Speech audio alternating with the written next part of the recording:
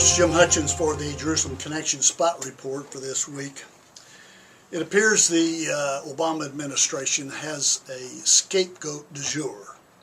That is to say, for this season, at least temporarily, they have a scapegoat that is going to some way handle the terrorist attack that took place in Libya. And that scapegoat is evidently UN Ambassador Susan Rice. You'll recall that some 6 days later, I think it was, during all the Sunday news shows, she was trotted out at, and I would say someone authorized that with a higher pay grade than she is. And she had said that all the intelligence supports it was a spontaneous uprising, and that it was spurred on by this video that was a caricature of Muhammad. Well, this is still being discussed and investigated, and we've not heard the last of it. And very likely there's going to be some serious results that come out of this. But at the same time, they've tried to refocus this, the Obama administration. Scapegoat is still the same, and Susan Rice has been trotted out to refocus this, to get it off of Libya.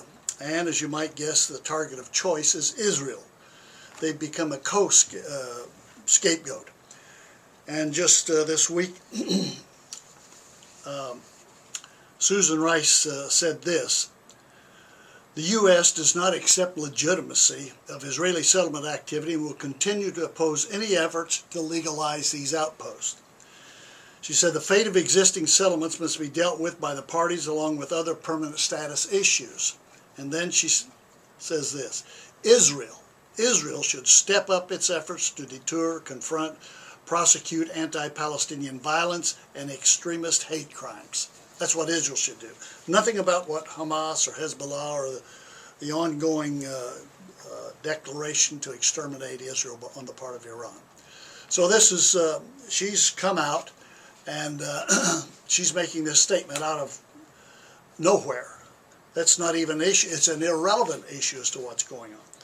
And as a matter of fact, she has declared a refutation against the Levy report. This is a report that was chaired by the former Justice Edmund Levy. And the Levy report basically says, according to international law, Israelis have the legal right to settle in Judea and Samaria, and the establishment of settlements cannot in and of itself be considered illegal. It says our basic conclusion is that from the point of view of international law, not Israeli law, not American law, international law, goes back to right after the First World War when these declarations were made. According to the point of view of international law, the classic laws of occupation as set out in the relevant international conventions cannot be considered applicable to the unique and sui generis historic and legal circumstances of Israel's presence in Judea and Samaria over the course of decades. Now, there's no question that according to international law, Israel has a right to the land that was mandated to them, and Britain was the custodian of that mandate for several years. But this says nothing about what God says about the land and who the land belongs to. For example, in Psalm 105, verse 8, it says, "He, that is God, remembers his covenant forever, and the word he commanded for 1,000 generations. The covenant he made with Abraham, the oath he swore to Isaac, he confirmed to Jacob as a decree, to Israel as an everlasting covenant.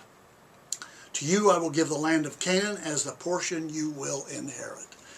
And then the prophets, all of the prophets, speak of the land promises and who those promises are made to. For example, Prophet Amos says in Amos chapter 9, "I will bring back my exiled people Israel. They will rebuild the ruined cities and live in them.